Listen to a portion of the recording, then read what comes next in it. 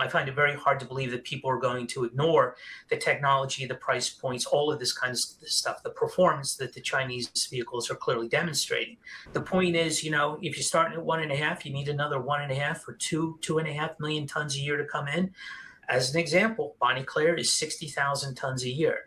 You know, you need 20, 30, 40 Bonnie Claires. All of these projects are going to be needed if demand is going to be satisfied for the EVs, the AI, and the battery storage. It might not be the economics that makes it important. It may just be the fact that it's of strategic value to the U.S. government. So there's a tremendous amount of optionality at Bonnie Claire that is yet to be basically, let's just say, monetized in one way or another. Hello, everyone, and thank you for joining us for this live Nevada Lithium event. Today, we're joined by Stephen Rentschler and Jeff Wilson to share their commentary on yesterday's exciting news. Illite has been identified as the dominant lithium mineral in the high-grade lower zone at Bonnie Claire. We'll be diving into why this discovery is so significant, but first, just a couple of housekeeping items. Now, this event is being recorded, and the replay will be available shortly after we conclude today. We also encourage your participation, so feel free to submit your questions and comments using the chat box in the bottom right corner of your screen.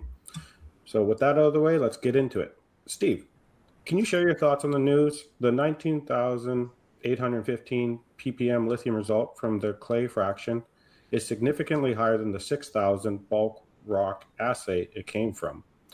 What does that contrast tell you about the overall potential of the lower zone, and how are you thinking about what comes next? Super. Hi, everybody, and thanks for taking the time to be with us. So, yeah, what Kyle just talked about was obviously, I think, the highlight from the technical release that we put out yesterday. And I just want to back up for a second before I specifically address the numbers, because there's some interpretation that's necessary here. But one of the main questions that, you know, we've wanted answered for pretty much from the beginning of time at Bonnie Claire is exactly where is the lithium? Where does it reside? You know, you've heard us talk about Bonnie Claire as a sedimentary deposit, clay stone hosted, all of this, and really didn't have the science, the analysis behind it to make that determination.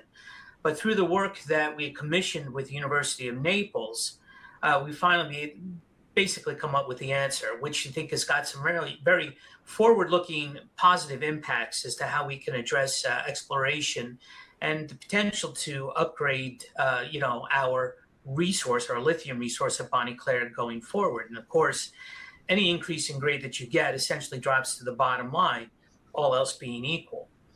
Now, I'd say the headline number is the clay fraction, the 19,000 ppm, or if you put it into different terms, 1.9% lithium that is in the clays. And the way to think about this is that when you look at an assay, right, when we all read the assays that come out, they're over a certain interval, right? Maybe 10 feet, 20 feet, whatever it is.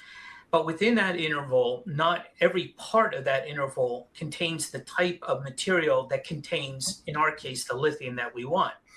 We know that the Illite carries the lithium, and now we know that the lithium percentage within the overall bulk rock assay runs much higher than what the bulk rock assay was. So in other words, the actual assay over the interval was 6,000 ppm, which is representative of a lot of the very high grades that we get at Bonnie Claire in the lower zone. Some of them go up to 8,000-9,000 ppms. But when you strip away all the other material, right, that's not the claystone in there, that's not the Illite, you find that the actual grade goes up to almost 20,000 ppms, 2%. Which sort of gives you a basis for what we know now of what the upper carry limit of lithium is in the clays of Bonnie Claire, right? So if we can go and we can find areas where we have more of a percentage of claystone within the overall limit, the overall grade, right, the containment of the lithium will necessarily go up. And when you start to talk about 20,000 ppms or 2%, just again to put it in context, you're talking about hard rock types of, you know, spodumene kinds of grades. And remembering the tonnage that we have is all out of context in comparison to most hard rock deposits. Not saying that we would have the billions of tons of ore that we have at 20,000 ppm, but again, there are many ways to skin a cat. And Bonnie Claire has got, of course, the bulk, the grade, and now I would argue the potential to take the grade incrementally up higher as we can try to target more specifically areas with even higher grade lithium. That's a 30,000 foot perspective from the non-geologist in the room. Okay, so at this point, I want to give Jeff the opportunity to correct my mistakes, give us some more color on everything, why he thinks it's important, probably for a lot of the reasons I think. But again, this is a very big question. I wanted answered for a while, so we're very happy with the outcome so far. So Jeff, let me just give it over to you for a while. Yeah, and I won't go into too much detail around this, but since I joined the company, one of the questions that people have always had is, yeah, you're calling it a claystone, but where's the lithium? And through the work that we're doing with University of Frederick II through Francesco Puzzolo, who is the leader on that site at Distar, we've given him a suite of samples. This is the first one. We wanted to look at the lithium residence in the lower part of the lower zone because that's where we intend to target production. So we wanted to have a look at the bulk rock XRD to assess variations in mineralogy, XRD in shortwave infrared on a clay fraction to determine the dominant clay mineralogy, and then ICP OAS to determine the concentration. So, between the XRD and SWIR, we determined that Li is the dominant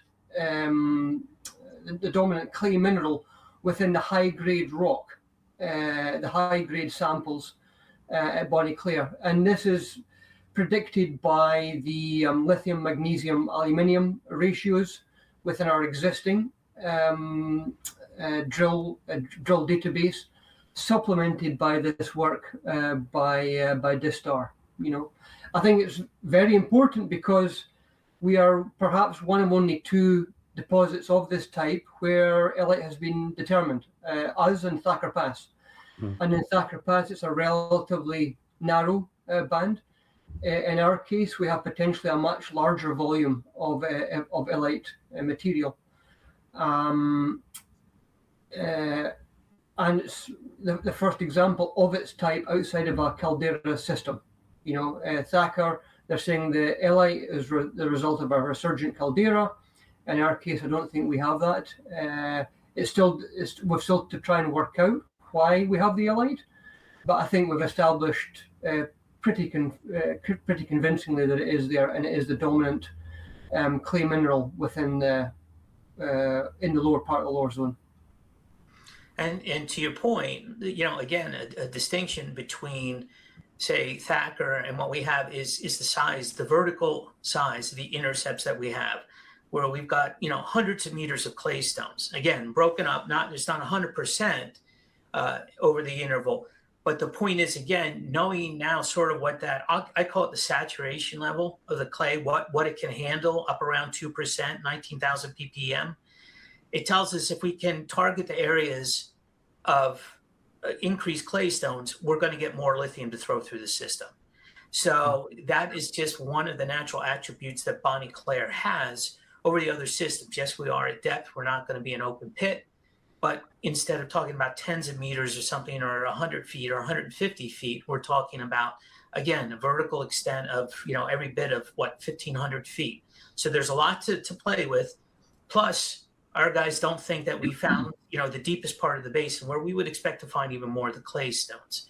So I think it's going to be just another tool that we can use, but it gives us a very good handle on why we're seeing the high grades at Bonnie Claire. Yeah. And I would certainly second that. I mean, our grades get higher and thicker as we move to the northeast and the east and the southeast from the existing resource. So there is the potential to increase those grades and thicknesses as we continue to drill. Yeah. So Kyle, probably, I think that's probably enough of an overview. We don't want to get too far down in the weeds, but if there are any questions, we can certainly take these. Certainly, and if you're just tuning in, feel free to ask the questions in the chat box in the bottom right corner. It looks like we will get a little more into the weeds. We have some geologists joining us, and there's an interesting question here. I'm interested in knowing whether Illite and smectite are easily recognized, respectively, in the drill cores and therefore determined and related to lithium grade? At the moment, no. When you look at the drill core, like most of these claystone deposits, it's a very, very fine-grained, sub 10 micron, sub 20 micron fraction. Very fine-grained alkali feldspar, clay of whatever type, plus cerlosite, the boron mineral. So you can't tell the difference between the two at the moment. It might be that there are handheld devices out there that can do that, but I'm not aware of any at the moment. In terms of the field, if you're going more than 3,000 ppm, you're probably moving into the realm of Illite. Our kind of inflection point is at 1,500, 2,000.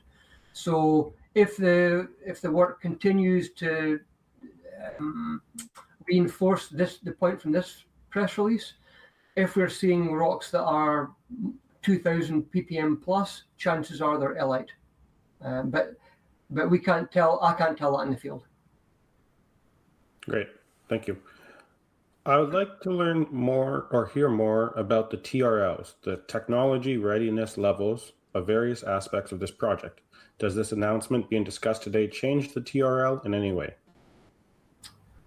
I would say not at the moment. I mean, we restated our PEA last summer, very successful, and our next stage will be to keep drilling and move towards pre-feasibility study. You know, this certainly informs the direction that we drill, but it doesn't change the overall technology readiness level of the project, I would say. Yeah, I mean, to add on, I think the way to think about this again is, you know, as we move from PEA to PFS, we continue to de-risk, you know, not only the deposit through infill drilling, but also the metallurgy through, you know, upscaling the size of the work that we're doing, et cetera. Again, probably going to try to bring in some other critical minerals, depending upon how some preliminary analysis turns out, you know, that we're looking at cesium and rubidium right now. The thing to remember is that to have a market impact on economics, something like grade does not have to double. A 5 or 10% increase in grade has got a tremendous impact because essentially, you know, you're treating the same amount of overall dirt. You're just dropping out more of your desired element at the end. So your change in variable costs is going to be very, very small, if anything. And your fixed costs aren't really going to change, assuming that you don't get to a point where you have such a large change that you have to redesign things. But let's just set that, you know, and say, hey, for a 5 or 10% increase in grade, you know, on something like Bonnie Claire, where we're talking about, you know, a modeled 62,000 tons of lithium a year for 60 years, you know, 10% increase obviously takes you up another 6,000, you know, 6,000 tons of lithium. You know, depending upon what value you want to assign, I've been talking for a long time saying how spot prices are irrelevant at the, you know, basically incentive price that's needed to get all of these projects like Bonnie Claire and everything else, I would say new in Nevada coming online is around $25,000. Well, you know, 25,000 times $5,000, 5,000 tons, you know, you're talking about $120 million additional revenue a year for essentially no other cost. So you see the net present value of that kind of an increase is massive. And that's why finally getting the characterization of this, you know, dominant mineralization was so important. It really lets you potentially, again, nothing's guaranteed, but lets you potentially drill down to that kind of optimization at the resource level. So very, very big potential NPV benefits here. But in terms of the, you know, the TRLs or whatever, it doesn't change anything. It just, to me, it just basically drops down to the bottom line on the economics. Perfect. Gentlemen, I know we want to keep this brief. Thank you so much. We had one more question upon registration, and please take this as the opportunity for closing remarks because it works rather nicely for that. Nevada Lithium appears to be undervalued next to other promoted lithium stocks in the Americas. When should we expect to see proper valuations for Nevada Lithium? Well, obviously, I wish I knew when proper valuations would occur. I would just say that when you look across the entire spectrum of the lithium players, it's been a very, very choppy, I would say, year for everybody. I mean, I think a lot of the bigger players definitely got some positive impact out of the whole U.S. Department of Energy investment, in Thacker Pass. But other than that, people really haven't been paying attention the way I would think about it to lithium. They've been obviously occupied with silver, gold, and copper. However, we are starting to get sniffs that people are starting to look at basically the spot price in China. And as I've mentioned to many people before, I'm a believer that over the long term, the spot price in China is going to be nothing. We're going to have a bifurcated price, just like we're seeing in silver established now, where you've got a physical market doing one thing, and then you've got the paper market doing something different. Again, this leads back to the fact that you need a higher incentive pricing to get all of these projects going, and all of these projects are going to be needed if you're talking about a 3.5 or 4 million ton type of a demand to satisfy in only a few years out, and also the fact that you can't get around the fact that clearly now the U.S. government is taking much more seriously the security of its supply chains. You see very recently the talk President Trump putting out there about the establishment of a critical minerals vault, basically a short term, trying to buy in the short term $12 or $13 billion worth of critical minerals and get them in there to essentially focus or function, I should say, as a strategic petroleum reserve, but for critical minerals. Short term, but that's about all you can really do in the short term, because again, anybody who's involved in this industry understands that these projects, whether they're in the U.S., whether they're in Africa, Serbia, the Ukraine, Greenland, whatever it is, they are not going to be built overnight. These are, in many cases, multi-decade projects. However, in other cases where we've, obviously done development over the course of many years, maybe only another 5 years away. But you can't get around the fact that it's going to take a number of years, and you're going to need funding all along the way. And then what's so important about that is the establishment of sort of, I would say, an Office of Strategic Capital that goes along with the ministerial that we saw put on, where basically the U.S. got essentially 50 allies together to start to talk about acting as a purchasing consortium, to start to put floors on these prices of certain minerals, where we know in particular that the Chinese have been basically, getting off sides and depressing prices in the markets as a way to deter future development. And it's something, again, I've talked about this before. We saw this in the rare earths 15 years ago. It was the same strategy. But now we finally have the recognition by the U.S. government that is taking place. And we're starting to see some, just say, things that make more sense than in previous administrations start to take place. So what I would say to people just in general about this whole space is the foundation has always been the electric vehicles. And the electric vehicles, globally, again, last year, almost 21 million units sold, up 20% year over year. China's the leader, there's no doubt. I think they sold almost 13 million units, and they're still at like 17% year over year.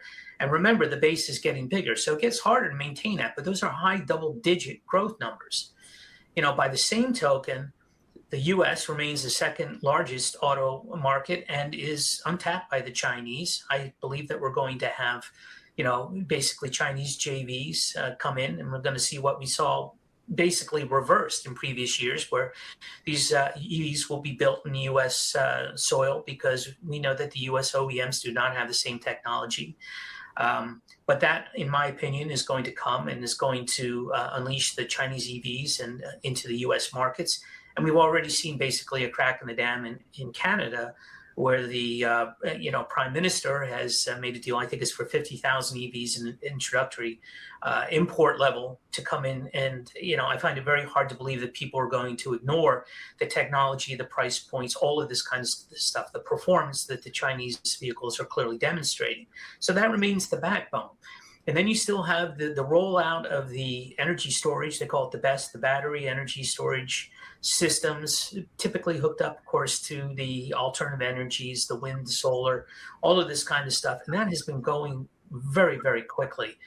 And what it looks like it's going to be joined by is the AI. These data centers are tremendously power intensive. Down here in the US, rates are already starting to go up as some of these are being built and starting to be switched on. I see a lot of talk about it. I think there's a possibility that some of the storage aspects of this might get delayed a little bit in an effort to get these things built as quickly as possible. However, you won't be able to avoid the fact that the grid, at least down here in the US, is not going to be able to handle it. And this is a source of lithium demand that I just think few people really have seen coming. When you wrap it all up, you're talking about, again, in the course of the next couple of years, and people often look at 2030, which is only 4 years away now, of needing 3.5, 4 million tons of lithium. And if you went back 5 years ago, you'd say that was the very, very high end of what the global lithium demand was. Now it's much more mainstream. And we're sitting here somewhere around 1.5 million tons of supply.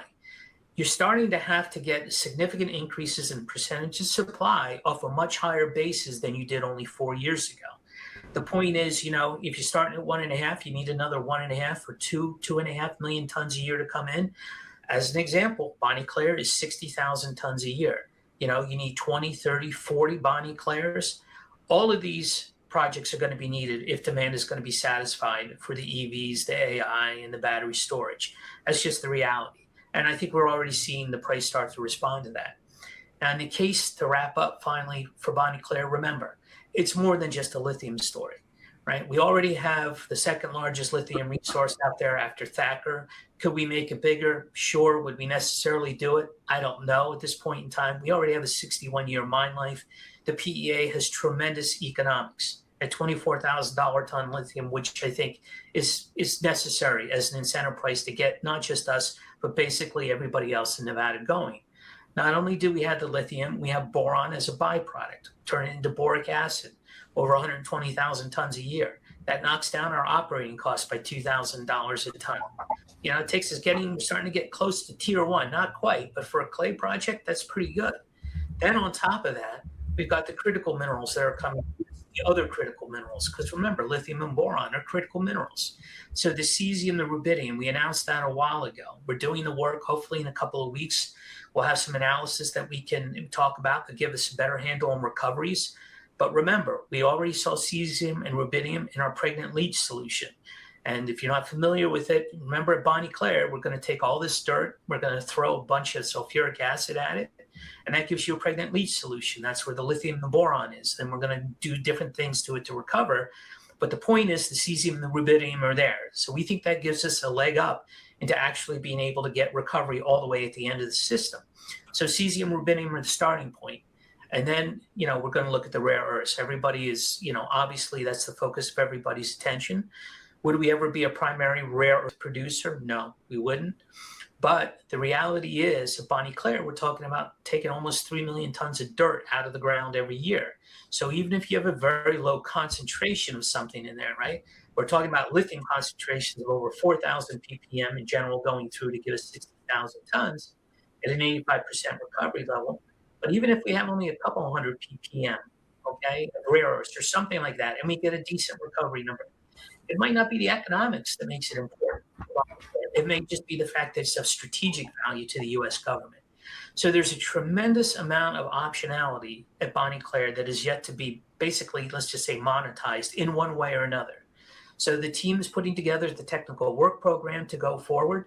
We obviously want to work towards pre-feasibility study. We have a lot of other analytical work in these areas like the rare earths and the other critical minerals that we want to explore that we think might bring short-term value to the share price quicker than some of the other things, all of this to be determined. But I think there's a light at the end of the tunnel. It's been a brutal three years. I think clearly the more advanced developers have had a better time of it than a lot of the smaller caps. But Bonnie Claire has just got a tremendous amount of value embedded in it. And I think we are undervalued. But going forward, I think that we've got a great chance here to basically unlock that value for shareholders. And I think the rising lithium prices are going to help everybody here going forward in the not too distant future. So on that, probably it's good a time as ever for me to wrap it up, Kyle. Yeah, and I'll just add very briefly, in terms of the deposit space, the volcanosedimentary lithium space, we're the second largest example so far identified. We're as high grade as any. Thacker Pass is bigger and it behaves differently to us.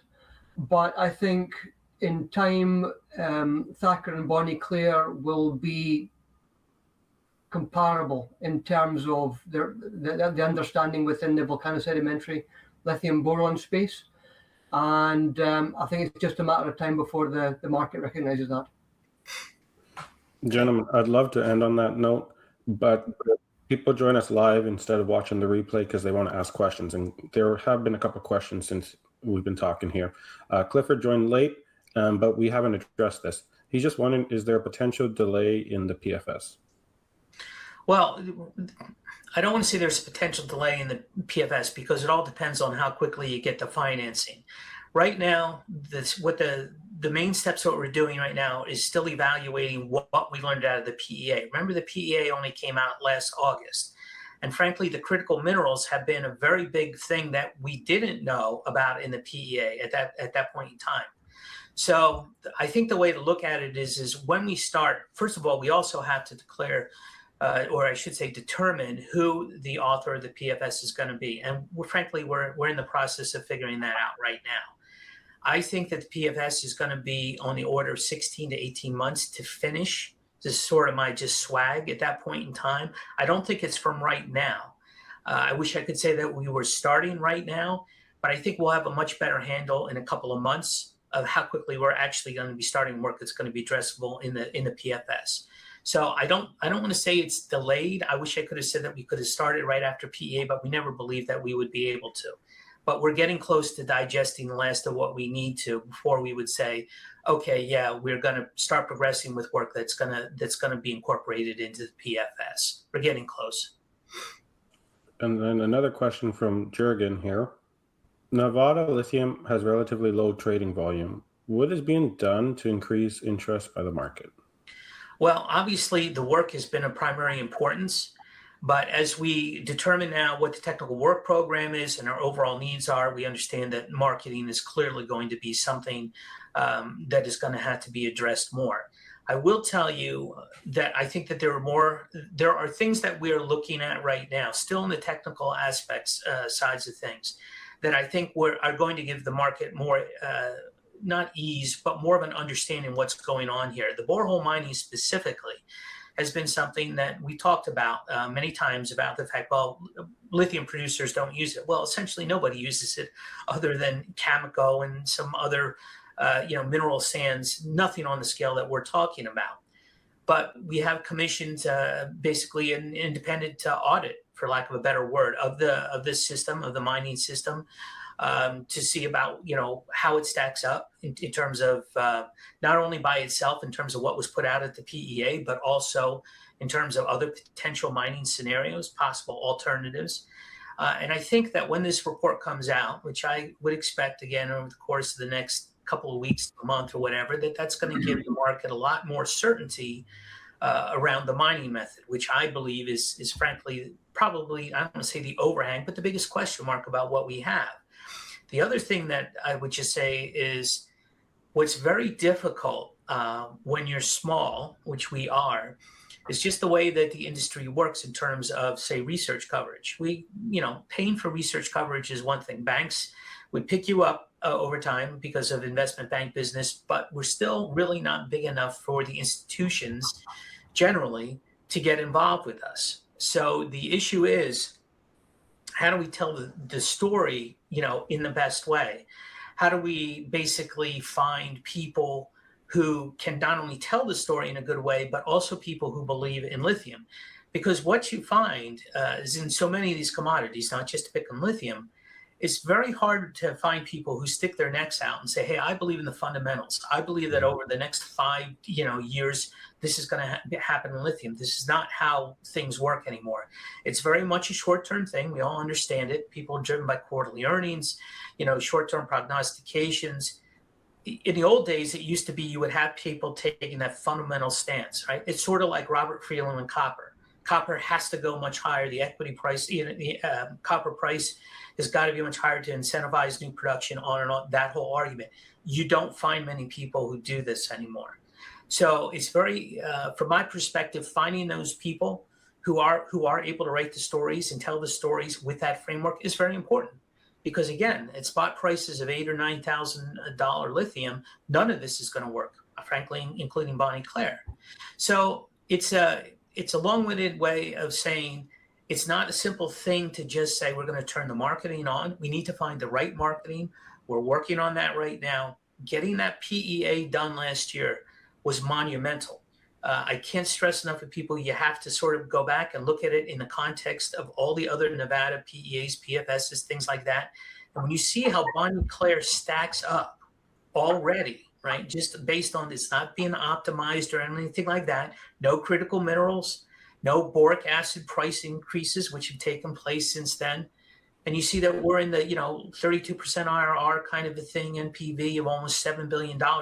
We're already, in my opinion, above everybody else, and it's only going to get better. So the story is there.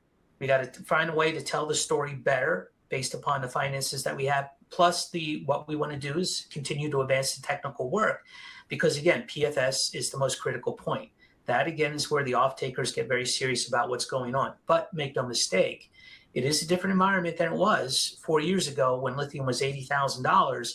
And the OEMs had basically committed suicide by bringing, a lot of EVs to market that were too high priced and didn't have the features that the Chinese EVs did. So we are doing the work. We're going to be spending some money to get the name out there. So again, I wish I could promise, but obviously the intent is there to get everything going from a marketing perspective. Perfect. Gentlemen, congratulations on the news. Thank you for the update. We look forward to the next one. Keep plugging away here, but thank you everyone else for attending. If you did come in a little late, within a couple of hours here, it will be available on YouTube, so just look out for that. But thank you everyone for your time.